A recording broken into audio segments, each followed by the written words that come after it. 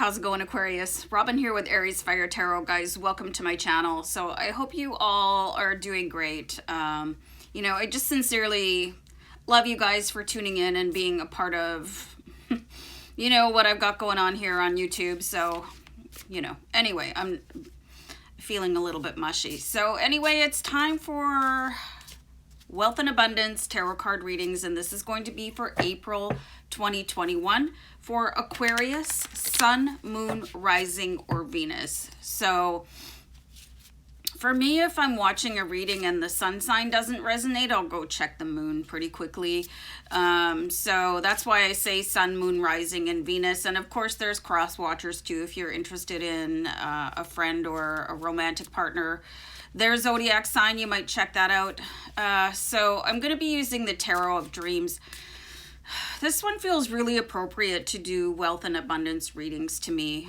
Keeping in mind, you guys, that abundance is not always about money, okay? It's about your health, your love life, everything that resonates at a really high, like your dream desire, which is why I started using this deck, actually. I was using the good tarot, but then this one, it started calling out, it's the Tarot of Dreams, so what are you dreaming about attaining? All right, so let's see what we can get going here for you, Aquarius, based on the collective energy I feel at the time I pull the cards.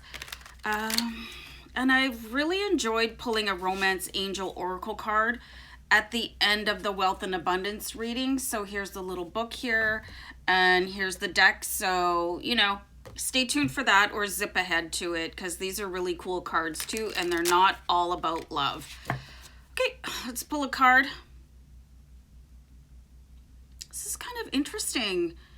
Okay, Roman numerals. It makes me do math first thing in the morning. A, I hate math, and B, I hate math. So, I've got the Four of Coins here for you. So there could be a little bit of anxiety related to money, but it's so close to you, This is a completely different visual than lots of other Four of Coins or Four of Pentacles. It's usually some stressed out, and they usually show the characters being a little old man, and like he's sitting on top of his money. He's got his feet on top of his money. I'm going to turn the light down. And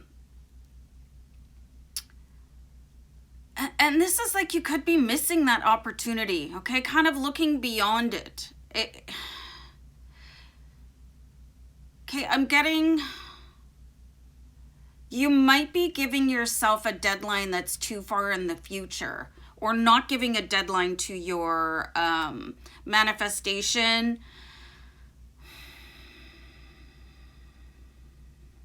When you say, okay, I want to win the lottery, I want an increase, I want this, I want that, or I am manifesting this, try to put a bit of a date on it. Or a sense of urgency, or put a little bit more emotion into what it is that you're requesting. This guy seems like completely deadpan about things that matter a whole lot.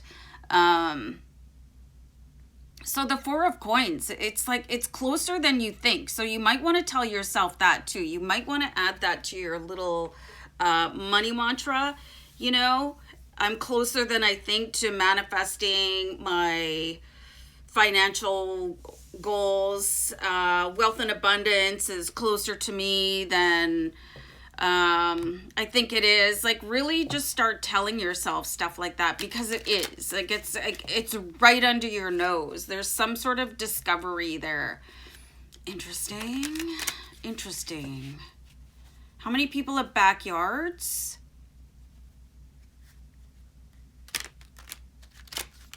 I feel like somebody hid some money in more than one person's backyard. So please don't go digging up your backyard or your neighbors if you have like just a driveway.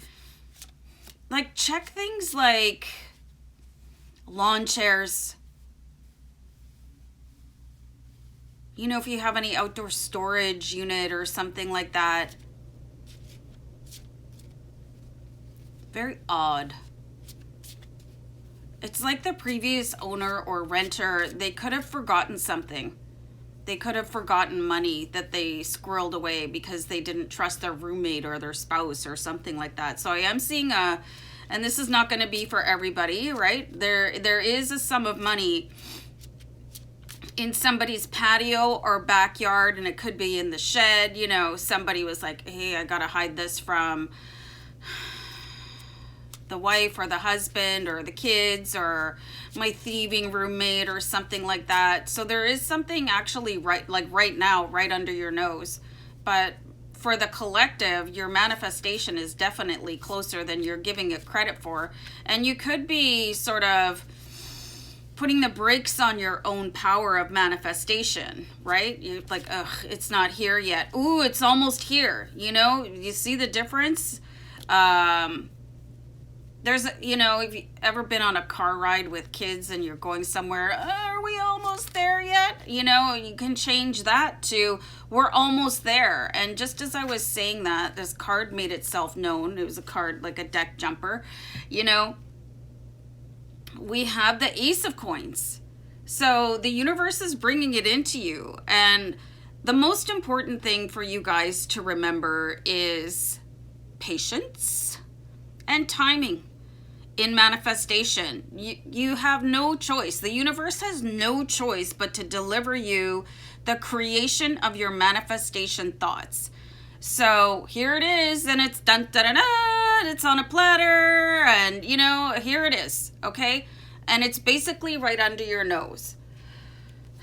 So please watch your tone, and please watch the arrangements of your words when you are declaring your manifestations. Like, I saw J-Lo and she was talking to Oprah and she was reciting some of the affirmations that she uses, and she just doesn't sit back and go, yeah, I'm gonna do, you know, this and this today. She actually used her whole body for them, and she was like, today, and then she was like very, you know, emoting it, you know, so that everybody could hear, and it was really amazing.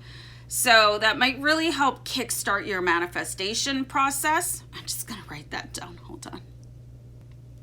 Anywho, so it might be a really big benefit for you to look up your favorite accomplished person and see how they speak to the universe in order to manifest what it is that they want for themselves. But definitely something like so close, it's just crazy.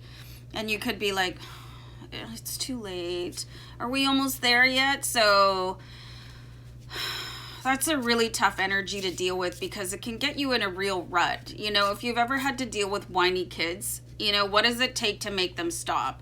You know, honestly,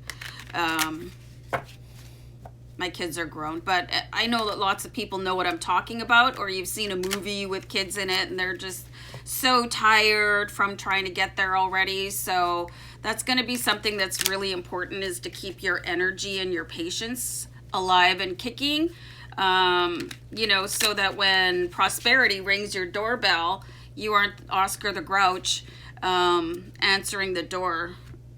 Okay, so I have another card here. You guys are getting all coins in your reading so far. So that we have the 7 of coins.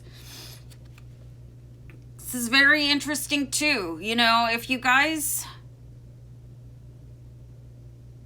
Okay, so let's say you've reached a certain age, and I was talking to my